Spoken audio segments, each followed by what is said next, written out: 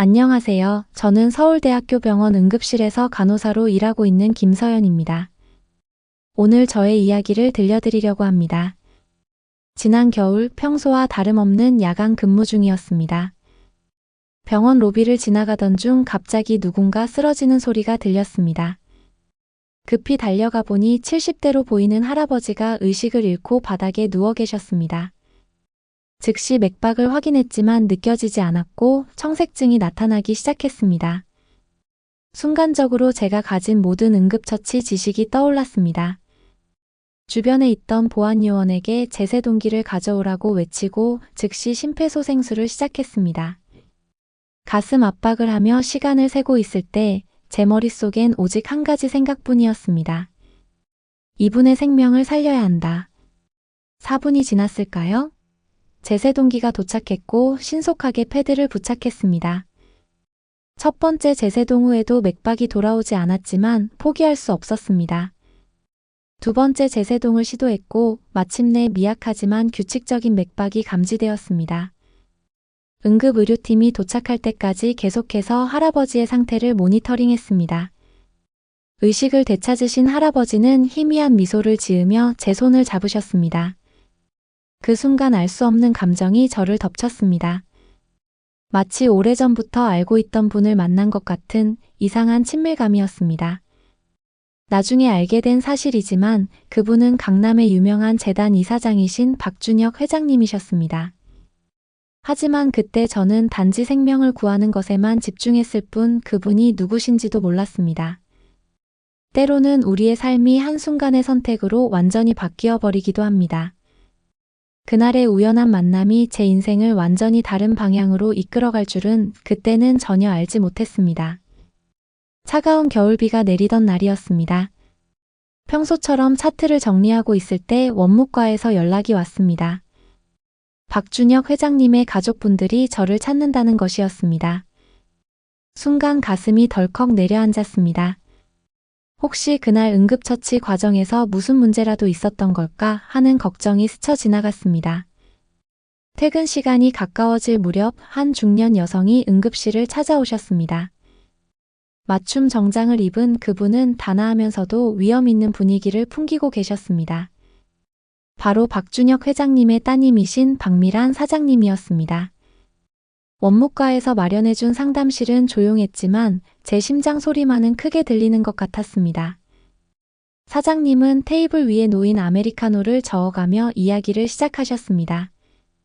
커피 향이 은은하게 퍼지는 가운데 사장님의 목소리는 따뜻했습니다. 서연 씨 아버지께서 그날 일을 자세히 들려주셨어요. 심정지 상태에서 4분 만에 소생시켰다고. 정말 감사합니다. 사장님은 제 이력에 대해 물으셨고 저는 솔직하게 답했습니다. 서울 변두리의 보육원에서 자란 이야기, 장학금을 받으며 간호대학을 다닌 이야기, 그리고 응급실 간호사가 되기까지의 과정을 말씀드렸습니다. 이야기를 들으시는 동안 사장님의 눈빛이 점점 달라지는 것을 느낄 수 있었습니다.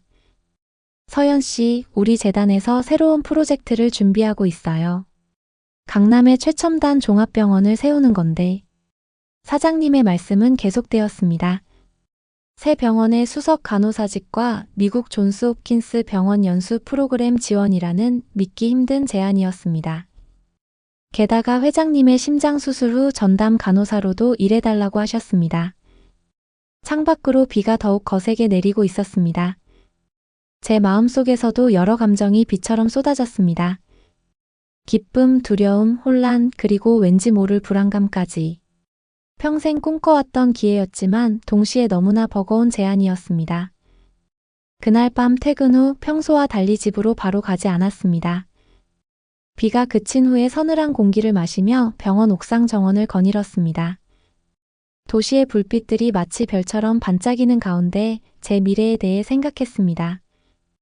어린 시절부터 꿈꿔왔던 의료진으로서의 성장, 그리고 더 나은 삶에 대한 희망. 하지만 동시에 이 제안을 받아들이면 제 삶이 완전히 뒤바뀔 것 같은 예감이 들었습니다. 습한 공기 속에서 달빛이 구름 사이로 비쳐들었습니다. 마치 제 앞에 놓인 선택의 갈림길처럼 보였습니다. 보육원 시절 원장 선생님께서 항상 말씀하시던 게 생각났습니다. 서연아, 인생에는 반드시 큰 기회가 찾아온단다. 그걸 알아보고 잡을 수 있는 용기만 있으면 돼. 이제 그 기회가 제 앞에 와 있었습니다. 하지만 왜일까요? 가슴 한켠이 묘하게 쓰라렸습니다.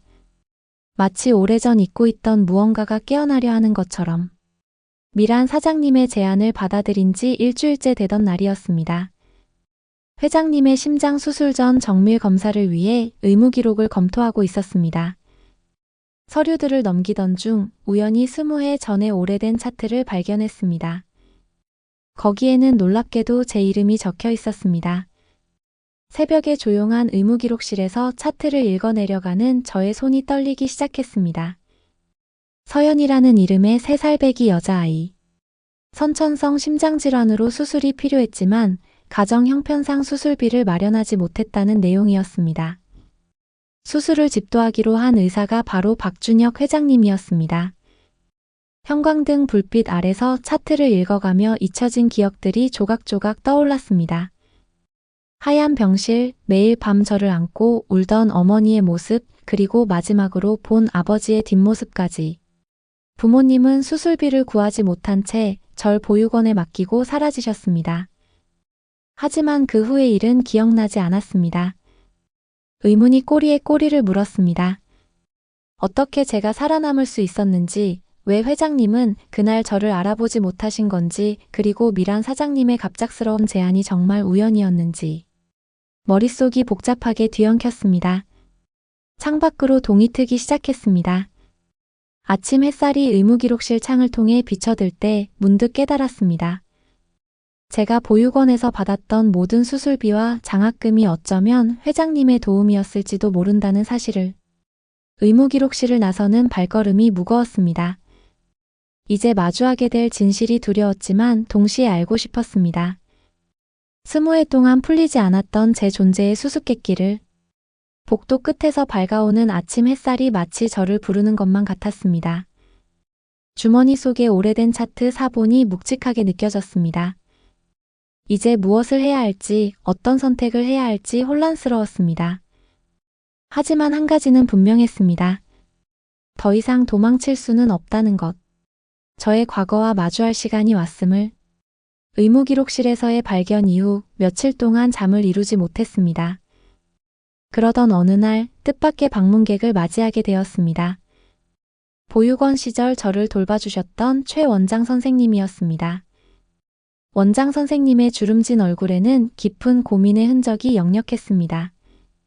늦은 밤 병원 근처 찻집에서 원장 선생님은 충격적인 이야기를 들려주셨습니다. 20해 전 박준혁 회장님은 제 수술을 맡으셨던 의사가 아니었습니다. 실제로 수술을 집도한 의사는 다른 분이었고 그분은 현재 미국에서 살고 계신다고 했습니다. 찻잔에서 피어오르는 김처럼 혼란스러운 감정이 피어올랐습니다. 의무기록은 분명 박준혁 회장님의 이름으로 되어 있었는데 왜 이런 거짓 기록이 남아있는 걸까요? 원장 선생님의 이야기는 계속되었습니다. 그 당시 박준혁 회장님은 병원장이었고 어려운 환자들을 돕는 자선 사업을 하고 계셨다고 합니다. 하지만 그 이면에는 불법적인 의료기록 조작이 있었다는 것입니다. 가난한 환자들의 수술비를 지원하는 대신 의료사고를 은폐하거나 보험금을 부정 청구하는 일들이 있었다고 했습니다. 창밖으로 보이는 도시의 불빛들이 갑자기 차갑게 느껴졌습니다. 제가 받은 수술비 지원과 장학금도 이런 불법적인 자금에서 나온 것이었을까요? 미란 사장님의 갑작스러운 제안도 이런 과거와 연관이 있는 것일까요? 원장 선생님은 마지막으로 한 장의 편지를 건네주셨습니다. 20해 전 제 친어머니께서 맡기고 가신 것이라고 했습니다. 편지를 받아들 때 손끝이 떨렸습니다. 봉투는 누렇게 변색되어 있었지만 봉인은 떨어지지 않은 채 그대로였습니다. 그날 밤 퇴근길에 한강공원 벤치에 앉아 오랫동안 편지를 바라보았습니다. 열어볼 용기가 나지 않았습니다. 지금까지 믿어왔던 모든 것들이 거짓일지도 모른다는 생각에 가슴이 찢어질 것 같았습니다. 달빛은 여전히 강물 위에서 반짝였고 밤바람은 차갑게 불어왔습니다. 주머니 속의 병원 사직서가 만져졌습니다.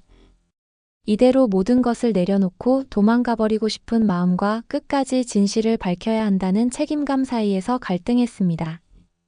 머리 위로 지나가는 비행기 불빛을 바라보며 생각했습니다.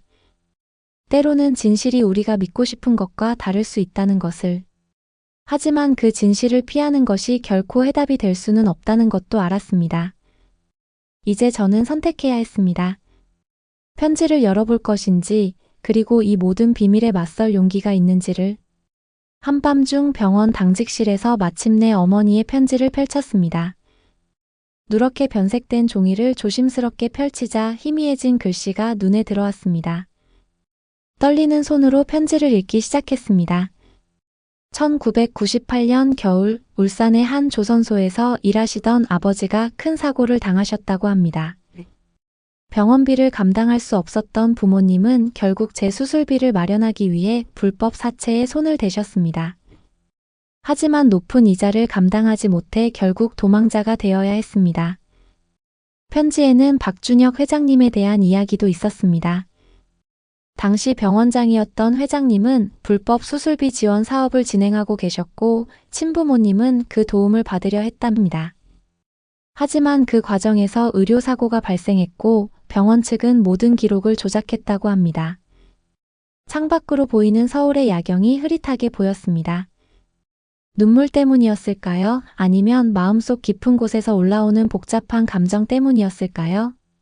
편지의 마지막 장을 넘기자 낡은 사진 한 장이 떨어졌습니다. 제가 태어난 직후의 모습이었습니다.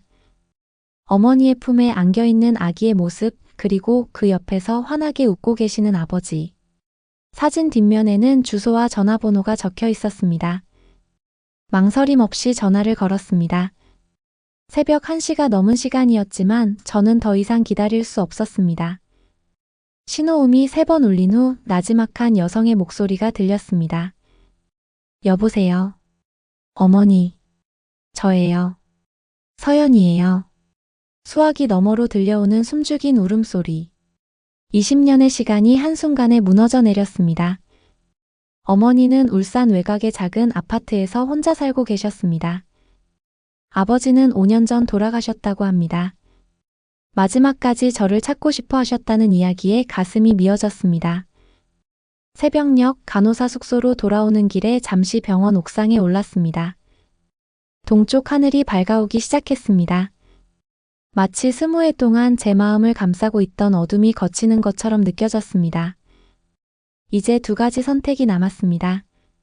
과거의 진실을 파헤쳐 회장님의 잘못을 밝힐 것인지 아니면 새로운 시작을 위해 모든 것을 용서할 것인지. 떠오르는 태양을 바라보며 생각했습니다. 때로는 용서하는 것이 복수보다 더 큰 용기가 필요하다는 것을. 어머니를 만난 지 일주일이 지났을 무렵 병원에 큰 위기가 찾아왔습니다. 박준혁 회장님의 심장 상태가 급격히 악화된 것입니다. 응급수술이 필요했지만 문제는 신장 기능도 함께 저하되어 있다는 점이었습니다. 중환자실의 모니터 소리가 마음을 무겁게 했습니다. 주치의는 신장 이식이 시급하다고 했습니다. 하지만 가족들 중 적합한 기증자가 없었고 뇌사자 장기 이식을 기다리기에는 시간이 충분하지 않았습니다.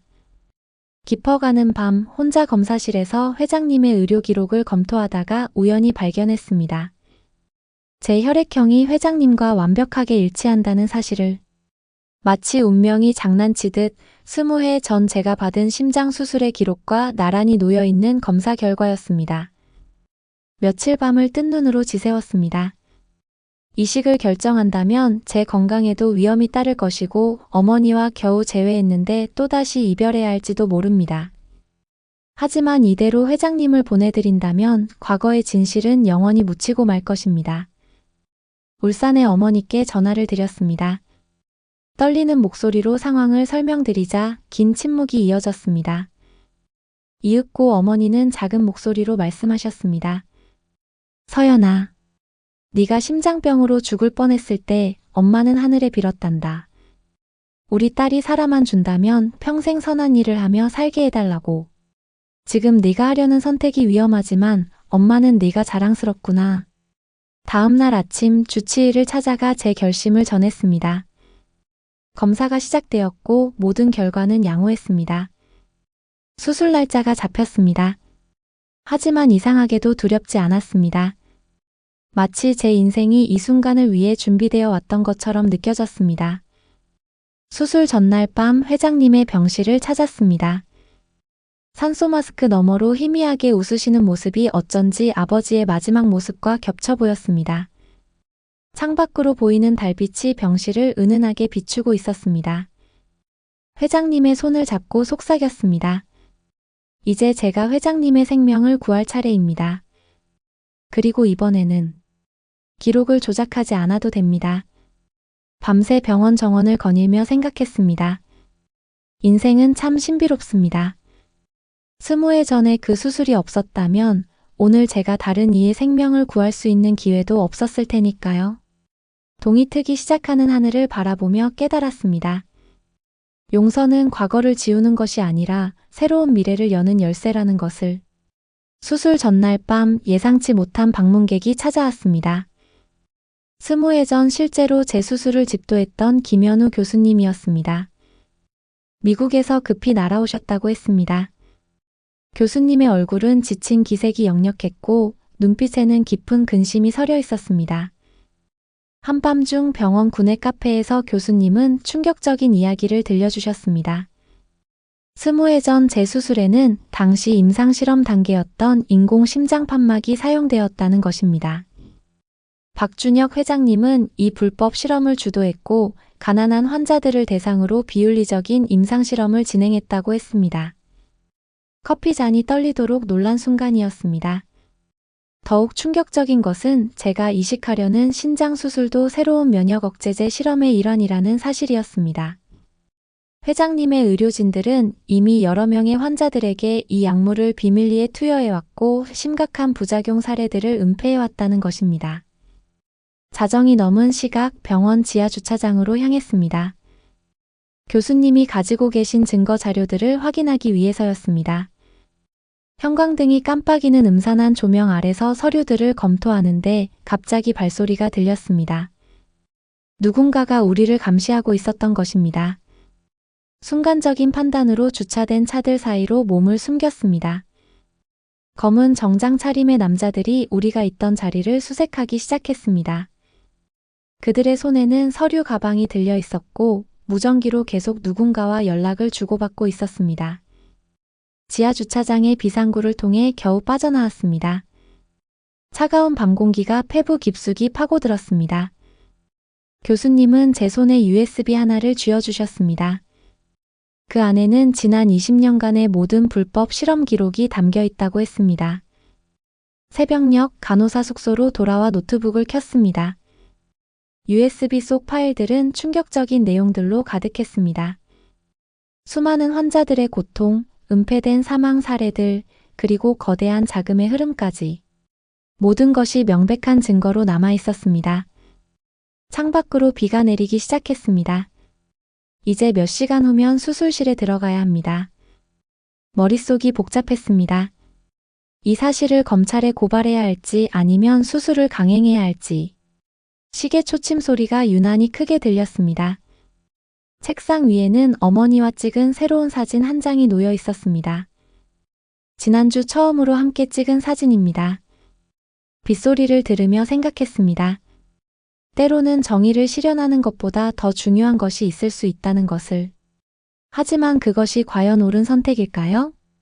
수술 당일 아침 저는 예정된 시간보다 일찍 병원에 도착했습니다. 동이 트기 전 텅 빈 복도를 걸으며 밤새 고민 끝에 내린 결정을 실행에 옮겼습니다. 김현우 교수님이 주신 USB를 봉투에 넣어 박미란 사장님의 사무실 앞으로 보냈습니다. 봉투 안에는 짧은 편지도 함께 넣었습니다. 이것이 우리가 저지른 모든 잘못의 증거입니다.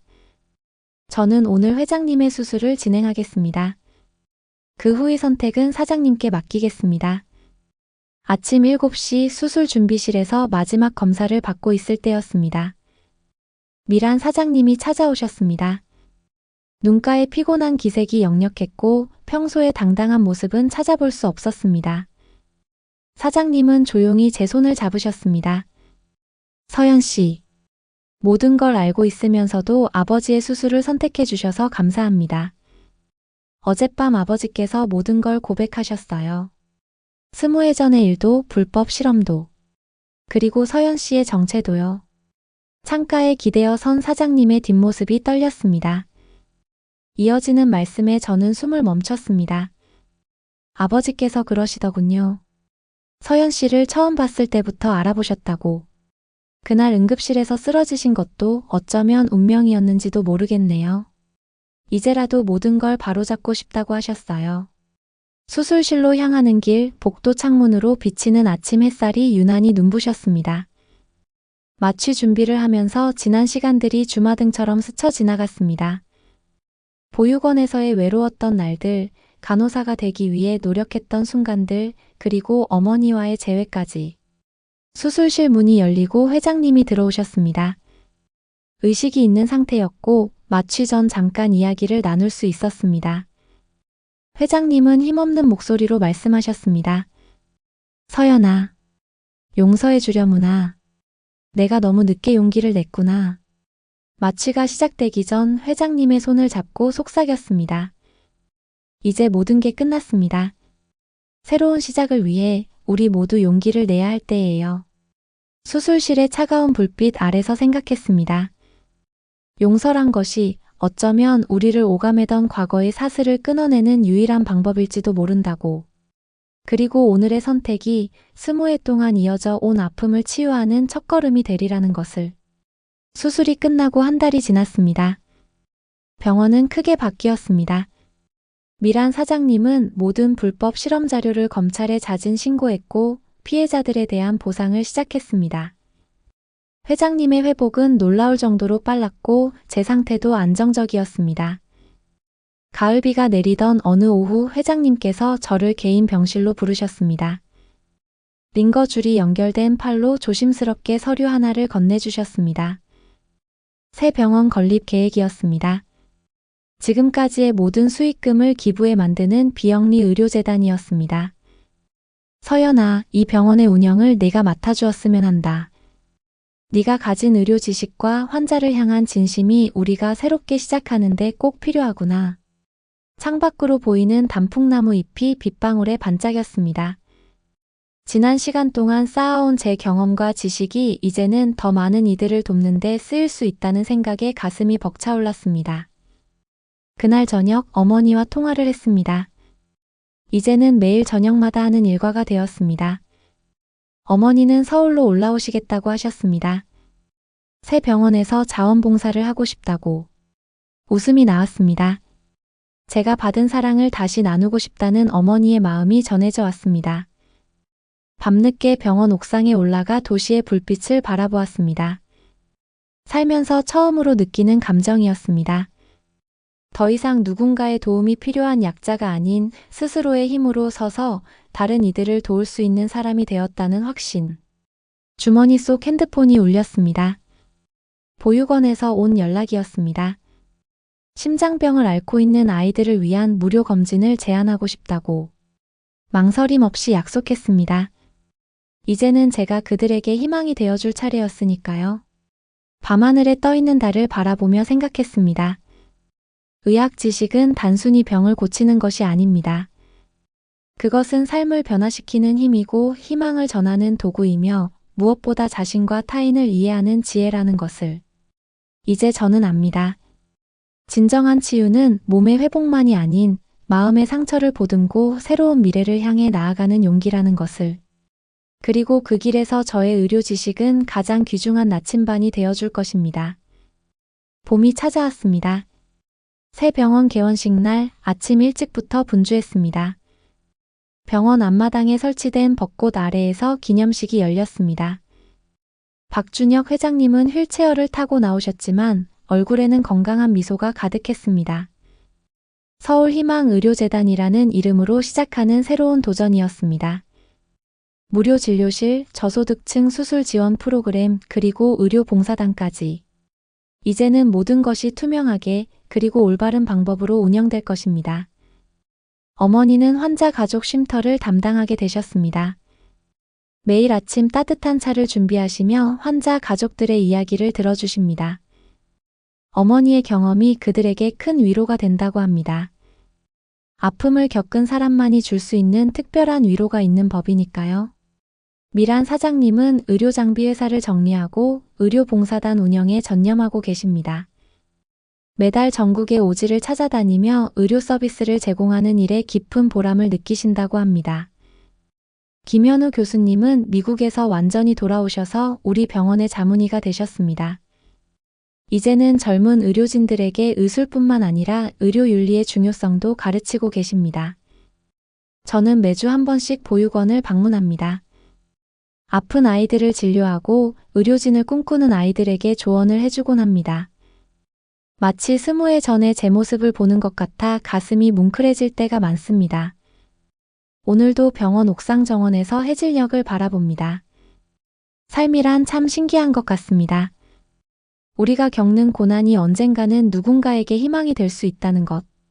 그리고 그 희망은 다시 새로운 희망을 만들어낸다는 것. 옥상 난간에 기대어 서서 멀리 보이는 한강을 바라봅니다. 강물은 쉬지 않고 흘러갑니다. 그 물결처럼 우리의 삶도 계속해서 앞으로 나아갈 것입니다. 이제는 압니다. 진정한 치유의 힘은 서로를 이해하고 용서하는 데서 시작된다는 것을. 달빛이 강물 위로 비칩니다. 20해 전 한 아이의 심장이 새로운 희망으로 뛰기 시작했던 것처럼 오늘도 어딘가에서 누군가의 가슴 속에 작은 희망이 움트고 있을 것입니다. 그리고 우리는 그 희망이 자라날 수 있도록 서로의 등불이 되어줄 것입니다. 이제 저의 이야기를 마칠 시간이 되었네요. 혹시 이 사연을 듣고 계신 분들 중에 지금 힘든 시간을 보내고 계신 분이 있다면 꼭 기억해 주세요. 당신의 고난이 언젠가는 누군가에게 빛나는 희망이 될 수 있다는 것을. 그리고 그 희망은 반드시 다시 당신에게로 돌아올 것이라는 것을. 안녕하세요. 인천국제공항 소방대 구조대원 강민재입니다. 제가 오늘 이 이야기를 전하는 이유는 때로는 한순간의 선택이 우리 삶을 얼마나 크게 바꿔놓을 수 있는지 말씀드리고 싶어서입니다. 작년 12월 28일, 10년 만에 폭설이 인천을 덮친 날이었습니다. 활주로는 제설 작업으로 분주했고 수백 편의 비행기가 지연되거나 결항되었습니다. 저는 밤 11시부터 시작되는 야간 순찰 근무 중이었습니다. 창밖으로는 한방눈이 휘몰아치고 있었고 터미널 안은 발이 묶인 승객들로 북새통을 이루고 있었습니다. J터미널 면세점 구역을 순찰하던 중이었습니다. 어두워진 매장들 사이로 복도 구석에 쓰러져 있는 누군가가 보였습니다. 뛰어가 보니 70대로 보이는 중국인 할머니였고 심한 천식 발작으로 고통스러워하고 계셨습니다. 얼굴은 이미 창백하게 질려 있었고 손끝은 파랗게 변해가고 있었습니다. 즉시 무전으로 의료팀을 요청했지만 폭설로 인한 응급 환자가 많아 최소 15분은 걸릴 거라는 답변이 돌아왔습니다. 할머니의 상태는 급격히 나빠지고 있었습니다. 순간적으로 군 복무 시절이 떠올랐습니다. 저는 DMZ 의무대에서 복무했는데 그때 배운 응급처치법이 머릿속을 스쳐 지나갔습니다. 등받이 가방을 베개 삼아 할머니의 상체를 30도 정도 일으켜 세웠습니다. 제 소방 장비에서 휴대용 산소호흡기를 꺼내 마스크를 씌워드렸습니다. 할머니의 차가운 손을 잡고 중국어로 천천히 말을 걸었습니다. 할머니, 제 말이 들리시나요? 괜찮습니다. 천천히 심호흡하세요. 함께 숨을 쉬어볼까요? 하나, 둘, 셋.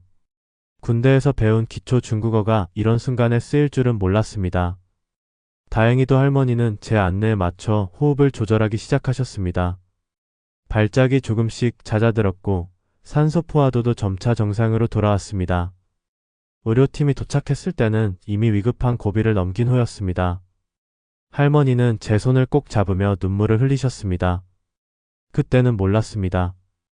그분이 베이징 최대 자선재단의 설립자이신 리메이 여사라는 것도, 홍콩에서 실종된 손자를 찾아 한국에 오신 길이라는 것도. 응급처치 기록을 작성하고 다음 순찰을 위해 자리를 뜨려는데 할머니께서 한국말로 힘겹게 말씀하셨습니다.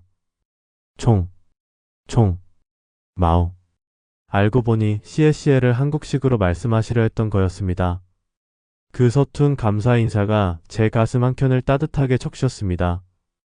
창밖으로는 여전히 눈보라가 휘몰아치고 있었지만 왠지 모르게 봄날의 햇살 같은 포근함이 느껴졌습니다. 그날 밤 야간 순찰을 마치고 숙소로 돌아가는 길에 문득 생각했습니다. 우리의 인생이란 게 참 이상하다고. 때로는 한 번의 만남이, 한 번의 선택이 우리가 상상조차 못했던 방향으로 삶을 이끌어가기도 한다고. 그 생각이 이렇게 정확히 들어맞을 줄은 그때 저는 전혀 알지 못했습니다. 다음날 아침 공항 의무실로 한 통의 전화가 걸려왔습니다. 리메이 여사의 비서라고 자신을 소개한 젊은 여성은 저를 퍼닌썰러 호텔로 초대한다고 했습니다.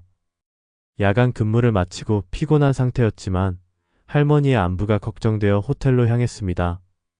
호텔 스위트룸의 응접실은 고급스러웠지만 묘하게 긴장된 분위기가 감돌았습니다. 리메이 여사 옆에는 40대 중반으로 보이는 날카로운 인상의 남자가 앉아 있었습니다.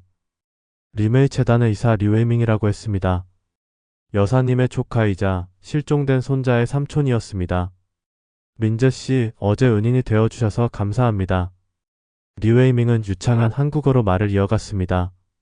사실 이모님께서 기내에서도 발작을 일으키셨어요. 의사 소견으로는 과도한 스트레스 때문이라고 하더군요. 창밖으로 보이는 영종대교 위로 차들이 분주히 오가고 있었습니다. 리메이 여사는 창 쪽을 바라보며 조용히 눈물을 훔치셨습니다. 비서가 건넨 태블릿에는 한 청년의 사진이 있었습니다. 리샤오룽, 21살의 청년은 할머니의 유일한 혈육이었습니다. 샤오룽이 마지막으로 목격된 곳이 인천공항입니다. 리웨이밍의 목소리가 무거워졌습니다. 홍콩에서 베이징행 비행기를 탔어야 했는데 중간 경유지인 인천에서 자취를 감췄어요. 그게 벌써 한 달 전의 일입니다. 갑자기 리메이 여사가 중국어로 말씀하시기 시작했습니다. 비서가 통역해 주었습니다. 민재씨, 당신에게서 우리 샤오룽이 생각났어요.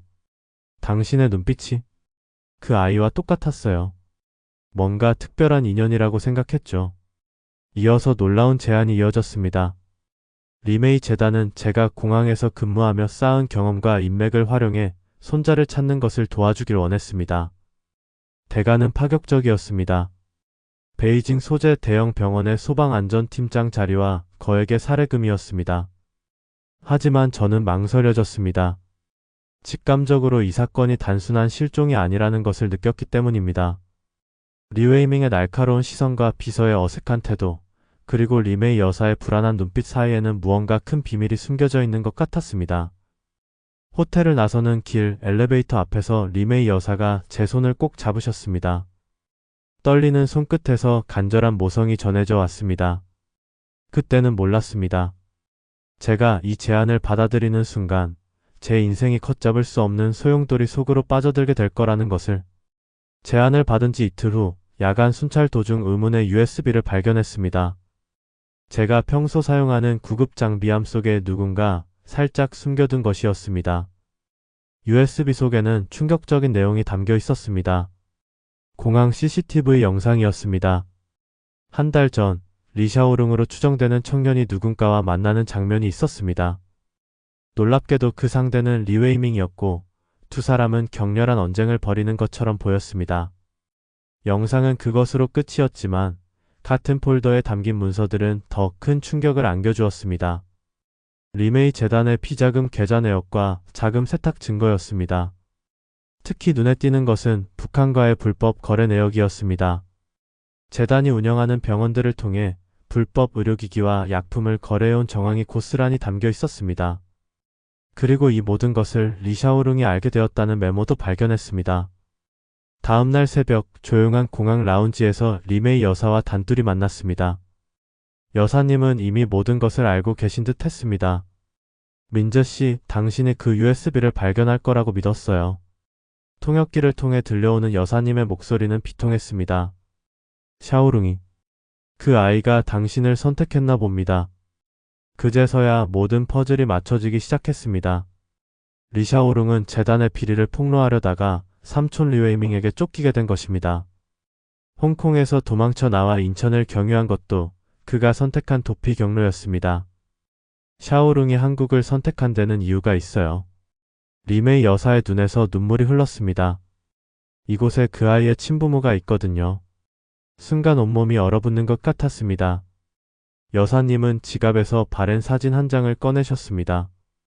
21년 전 인천의 한 고아원 앞에서 찍은 사진이었습니다. 그리고 그 고아원은 제가 자랐던 바로 그곳이었습니다. 창밖으로 비행기가 이륙하는 소리가 들렸습니다.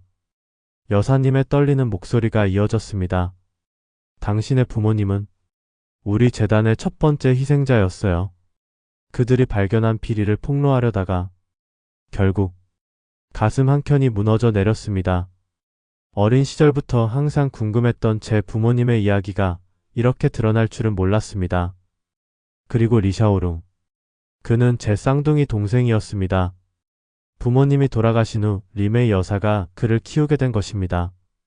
라운지의 창문을 타고 흐르는 핏방울처럼 29회 동안 숨겨져 있던 진실이 천천히 모습을 드러내기 시작했습니다. 이제 저는 선택해야 했습니다. 단순한 실종 사건이 아닌 오래된 비극의 진실을 파헤치기로. 그날 밤 근무를 마치고 퇴근하던 중이었습니다. 주차장에서 검은색 세단 한 대가 제 앞을 막아섰고 낯선 남자들이 저를 차에 태웠습니다. 저항할 새도 없이 눈이 가려졌고 차는 미확인 목적지를 향해 달리기 시작했습니다. 1시간 정도 달렸을까요? 차가 멈추고 눈가리개가 벗겨졌을 때 저는 인천 얼미도 근처의 한 창고에 있었습니다. 리웨이밍이 저를 기다리고 있었습니다. 그의 표정은 이전의 날카로움 대신 깊은 피로감으로 가득했습니다. 강민재 씨, USB는 잘 보셨나요? 그가 입을 열었습니다. 샤오룽이. 아니, 당신의 동생이 남긴 마지막 단서였죠. 형광등 불빛 아래서 리웨이밍의 얼굴이 창백하게 보였습니다. 그는 책상 위에 놓인 서류 뭉치를 제게 건넸습니다. 1994년 당시 리메이 재단의 비밀 프로젝트 문서였습니다. 인체 실험이라는 단어가 눈에 들어왔습니다. 당신의 부모님은 우리 재단의 비밀 연구소에서 일하던 연구원이었어요. 북한과의 불법 의료 실험을 도와주는 조건으로 거액의 연구비를 받았죠. 하지만 리웨이밍의 목소리가 떨렸습니다. 그들은 양심의 가책을 느꼈고 모든 것을 폭로하려 했습니다. 갑자기 창고 밖에서 발자국 소리가 들렸습니다. 리웨이밍의 얼굴이 긴장으로 굳어졌습니다. 시간이 없습니다. 샤오룽은 살아있어요. 지금 서울의 한 안가에 숨어있죠. 하지만 그들이, 그러니까 재단의 진짜 실세들이 곧 그를 찾아낼 겁니다. 주머니에서 쪽지 하나를 꺼내 제게 건네며 리웨이밍이 속삭였습니다. 이건 샤오룽이 숨어있는 장소입니다. 당신만이 그를 구할 수 있어요. 저는 더 이상 도망칠 수 없으니까요. 그때였습니다. 창고 문이 요란하게 열리며 검은 정장 차림의 남자들이 들이닥쳤습니다. 리웨이밍은 제게 속삭였습니다. 도망치세요. 빨리. 연기 수류탄이 터지고 저는 본능적으로 창고 뒷문을 향해 뛰었습니다.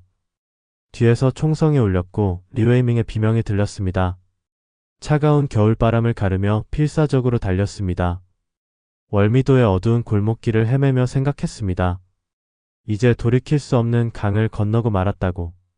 쫓기는 동생을 찾아 나서는 이 길이 어쩌면 29회 동안 제가 걸어온 길의 진짜 목적이었을지도 모른다고. 리웨이밍이 준 쪽지에는 서울 북촌 한옥마을의 한 주소가 적혀 있었습니다.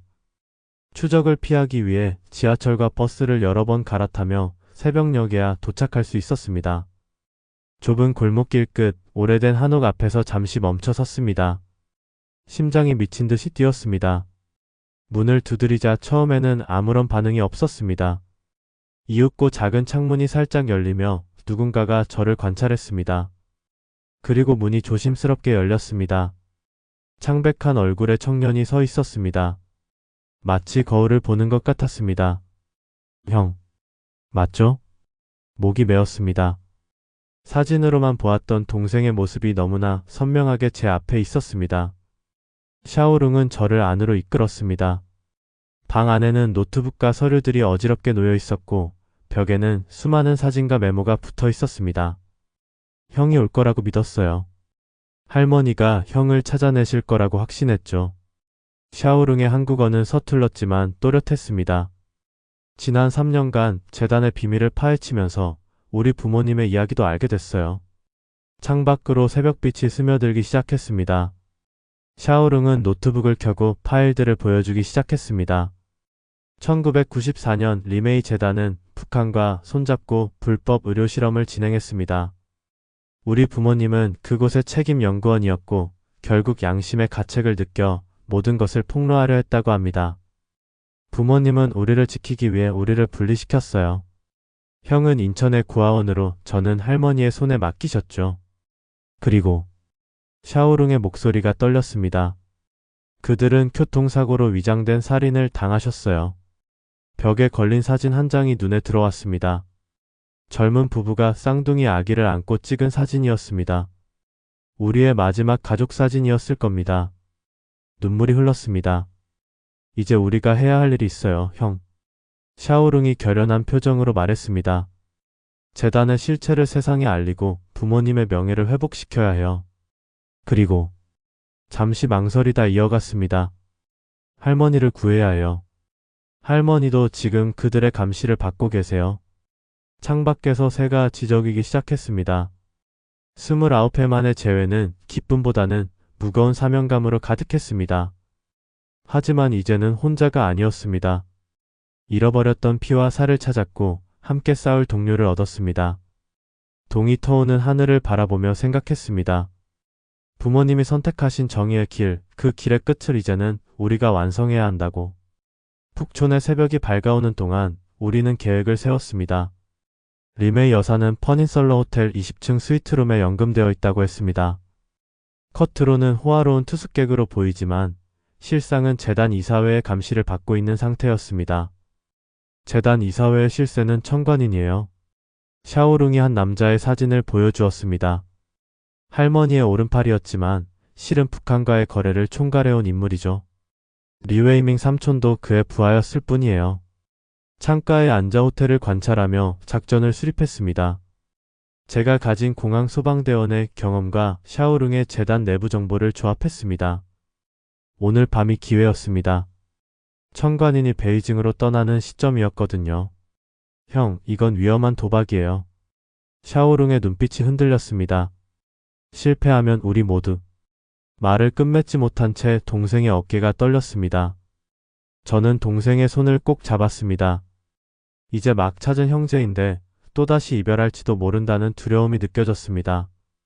밤 11시 작전이 시작되었습니다. 평소처럼 공항 소방대 제복을 입고 호텔에 들어섰습니다. 소방점검이라는 명목이었습니다. 20층으로 올라가는 동안 가슴이 터질 것 같았습니다. 그때였습니다.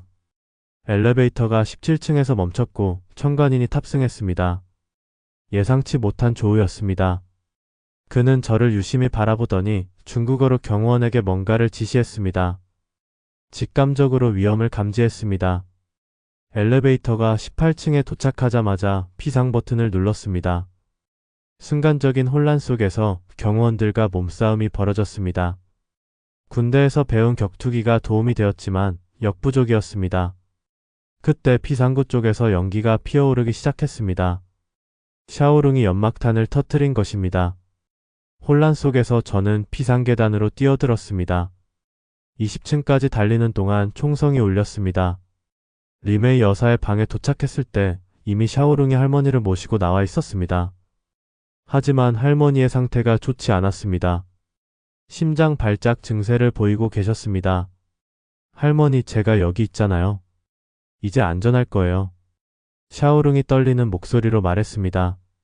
저는 즉시 응급처치를 시작했습니다. 다행히 제가 항상 가지고 다니는 구급 약품이 있었습니다. 비상계단을 통해 지하 주차장으로 향하는 동안 할머니의 상태는 조금씩 안정을 찾아갔습니다. 하지만 우리의 탈출은 아직 끝나지 않았습니다. 청관인의 부하들이 우리를 추격하고 있었고 앞으로의 길은 더욱 험난할 것이 분명했습니다. 주차장의 어둠 속에서 샤오룽이 속삭였습니다. 형, 우리가 해낼 수 있을까요? 저는 고개를 끄덕였습니다. 이제는 돌아갈 수 없었습니다. 우리가 선택한 정의의 길, 그 끝에 어떤 운명이 기다리고 있든 함께 가야만 했습니다. 지하 주차장의 어둠 속에서 엔진 소리가 울려 퍼졌습니다.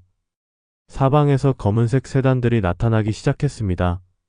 청관인의 부하들이었습니다. 우리는 미리 준비해둔 구급차로 향했습니다. 제가 운전대를 잡았고 샤오룽은 뒷좌석에서 할머니의 상태를 살폈습니다. 인천으로 향하는 올림픽대로를 달리는 동안 백미러로 세 대의 차가 우리를 추격하는 것이 보였습니다. 한밤중의 도로는 비가 내려 미끄러웠고 중간중간 안개까지 끼어 시야를 가렸습니다. 민재야, 영종대교로 가면 안 돼. 할머니가 힘겹게 말씀하셨습니다. 그들이 검문소를 장악하고 있을 거야. 순간적으로 결심했습니다. 구급차를 갑자기 방향을 틀어 김포 쪽으로 향했습니다. 좁은 골목길로 들어서며 추격자들의 시야에서 벗어나려 했지만 그들의 추적은 집요했습니다. 형, 뒤에서 총. 샤오룽의 외침과 함께 뒷유리가 산산조각 났습니다. 다행히 방탄 필름이 그들의 공격을 막아주었지만 상황은 점점 악화되고 있었습니다. 그때 할머니가 가방에서 USB를 꺼내셨습니다. 이건 너희 부모님이 마지막으로 남긴 증거야. 30년간의 모든 기록이 여기에 있다. 김포공항 화물터미널 근처에 다다랐을 때 갑자기 앞에서 검은색 SUV가 나타났습니다. 브레이크를 밟았지만 미끄러운 노면 때문에 충돌을 피할 수 없었습니다. 구급차가 크게 흔들렸고 할머니가 신음을 내셨습니다. 차에서 내린 인물은 청관인이었습니다. 그의 손에는 권총이 들려 있었고 차가운 미소를 띠고 있었습니다. 정말 감동적인 가족 상봉이군요. 그가 비웃듯 말했습니다. 하지만 여기까지입니다. USB를 내놓으세요. 그때였습니다. 멀리서 사이렌 소리가 들려왔습니다. 공항 소방대의 차량들이었습니다. 제가 몰래 보낸 구조 신호를 동료들이 받은 것입니다. 혼란스러운 상황 속에서 청관인이 방아쇠를 당겼습니다. 저를 향한 총구를 샤오룽이 몸으로 막아섰고 총성이 울렸습니다. 하늘에서는 헬기의 서치라이트가 우리를 비추기 시작했고 사이렌 소리는 점점 가까워졌습니다. 비가 멈추고 새벽빛이 스며들기 시작했습니다. 쓰러진 동생의 몸을 부둥켜 안은 채 저는 생각했습니다.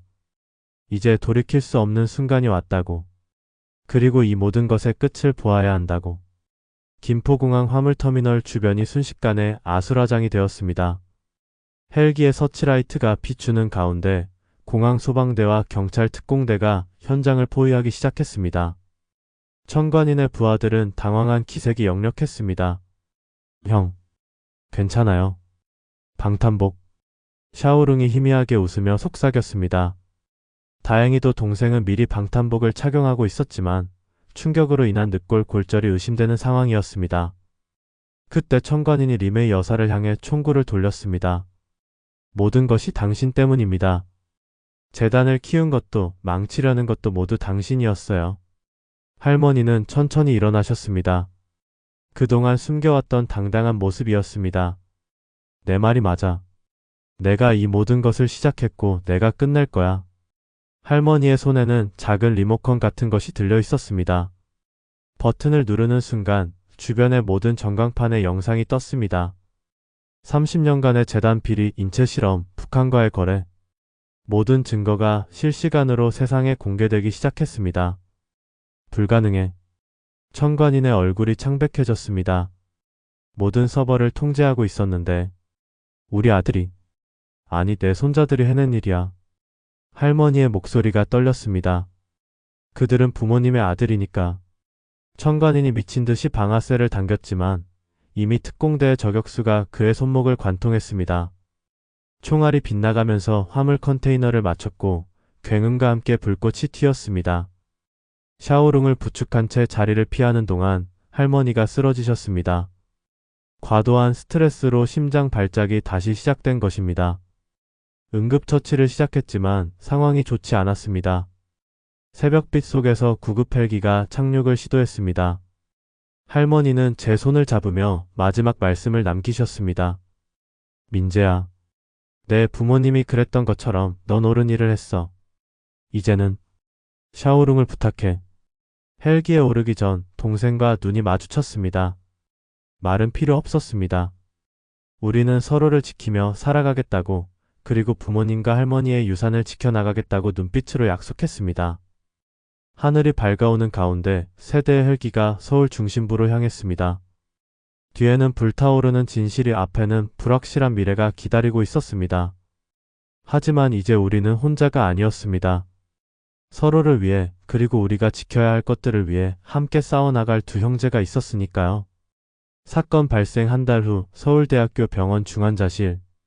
리메이 여사는 기적적으로 생명을 건지셨지만 여전히 의식을 찾지 못하고 계셨습니다. 샤오룽의 늑골 골절도 심각했지만 다행히 빠르게 회복하고 있었습니다. 재단의 비리가 세상에 알려지면서 큰 파장이 일어났습니다. 검찰 특별수사팀이 꾸려졌고 청관인을 비롯한 재단 임원들이 구속되었습니다. 30년간의 불법 의료실험과 북한 거래의 실체가 하나둘 밝혀지기 시작했습니다. 병원 옥상 정원에서 샤오른과 함께 석양을 바라보고 있을 때였습니다. 검찰청에서 연락이 왔습니다. 우리 부모님의 사건이 재수사 대상이 되었다는 소식이었습니다. 교통사고로 위장된 살인사건의 진실이 밝혀질 순간이 다가오고 있었습니다. 형, 이제 우리가 해야 할 일이 있어요. 샤오룽이 노트북을 펼쳤습니다. 화면에는 새로운 의료재단의 설립 계획이 떠 있었습니다. 할머니의 재단을 새롭게 만들어야 해요. 불법 실험으로 피해 입은 사람들을 돕고 부모님이 꿈꾸셨던 의료봉사를 실현하는 거예요. 저는 고개를 끄덕였습니다. 소방대원으로서의 제 경험과 샤오룽의 재단 운영 지식이 만나면 분명 의미 있는 변화를 만들어낼 수 있을 것 같았습니다. 그날 밤 중환자실에서 특별한 일이 일어났습니다. 할머니가 미세하게 손가락을 움직이신 것입니다. 의식을 되찾으시진 않았지만 회복의 희망이 보이기 시작했습니다. 간호사가 건넨 할머니의 일기장에는 오래전 기록들이 남아 있었습니다. 우리 부모님과 함께 찍은 사진, 어린 시절 샤오룽의 모습, 그리고 저의 근황을 몰래 조사해 모아둔 스크랩까지. 할머니는 늘 우리 곁에서 지켜보고 계셨던 것입니다. 할머니, 이제 저희가 지키겠습니다. 샤오룽이 할머니의 손을 잡으며 속삭였습니다. 창밖으로 보이는 서울의 야경이 반짝였습니다. 우리가 가진 지식과 경험이 이제는 세상을 바꾸는 도구가 될 것입니다. 부모님의 목숨 바쳐 지키려 했던 진실이 이제는 더 나은 미래를 만드는 씨앗이 될 것입니다. 병실을 나서는 길에 돌아보았습니다. 할머니의 모니터에 찍히는 심장 박동이 조금 더 힘차게 울리는 것 같았습니다. 마치 우리의 새로운 시작을 응원하듯이. 봄이 찾아온 인천국제공항. 저는 여전히 소방대원으로 일하고 있지만 많은 것이 달라졌습니다. 3개월 전 리메이 여사가 마침내 의식을 되찾으셨고 재단은 완전히 새로운 모습으로 거듭나고 있습니다. 오늘은 특별한 날입니다. 민재-샤오룽 의료구호센터의 개소식이 열리는 날입니다. 공항 내 유휴 공간을 활용해 만든 이곳은 의료사각지대에 있는 여행자들을 위한 응급의료시설입니다. 샤오룽은 행정을 맡고 저는 현장 구조팀장을 겸임하게 되었습니다. 이곳이 바로 내 부모님이 꿈꾸던 곳이란다. 휠체어에 앉아 계신 할머니가 미소 지으셨습니다. 건강이 완전히 회복되진 않았지만 예전보다 훨씬 밝은 표정이셨습니다. 개소식장 한쪽에는 우리 부모님의 사진이 걸려 있습니다. 검찰 수사 결과 부모님의 죽음이 명백한 타살이었음이 밝혀졌고 지난달 대법원에서 청관인에게 무기징역이 선고되었습니다. 뒤늦게나마 부모님의 명예가 회복된 것입니다. 형, 이제 우리가 꿈꾸던 일을 시작할 수 있게 됐네요. 샤오룽이 내 옆에 섰습니다. 더 이상 마른 청년이 아닌 듬직한 의료재단 이사의 모습이었습니다. 첫 환자는 뜻밖에도 일본인 관광객이었습니다. 심장 발작으로 쓰러진 노인을 구조대원들과 함께 구했습니다. 할머니는 그 모습을 보시며 눈시울을 붉히셨습니다. 아마도 그날 밤 공항에서의 일을 떠올리신 것 같았습니다. 저녁이 되어 모든 행사가 끝나고 활주로가 보이는 옥상 정원에 올랐습니다. 비행기들이 이륙하고 착륙하는 모습이 마치 희망의 날갯짓처럼 보였습니다. 샤오룽이 따뜻한 커피를 건네며 말했습니다. 형, 우리가 여기까지 올 수 있을 거라고 상상이나 했었나요? 고개를 저었습니다. 그날 밤 폭설이 내리는 공항에서 이런 미래가 우리를 기다리고 있으리라고는 상상도 못했습니다. 하지만 이제는 알 것 같습니다. 우리의 만남이 단순한 우연이 아니었다는 것을. 멀리서 새로운 비행기가 이륙하고 있었습니다. 그 모습을 보며 생각했습니다. 사람의 인생도 저 비행기처럼 때로는 어두운 밤하늘을 날아가야 할 때가 있다고. 하지만 함께 날아간다면 반드시 새로운 여명을 만날 수 있다는 것을. 이제 우리의 진짜 비행이 시작되었습니다. 부모님의 꿈을 안고 할머니의 사랑을 받으며 두 형제가 함께 날아가는 희망의 비행이. 그리고 그 비행은 분명 더 많은 이들에게 희망이 되어줄 것입니다. 활주로의 불빛이 밤하늘에 반짝였습니다. 마치 누군가가 우리를 축복해주는 것처럼. 감사합니다.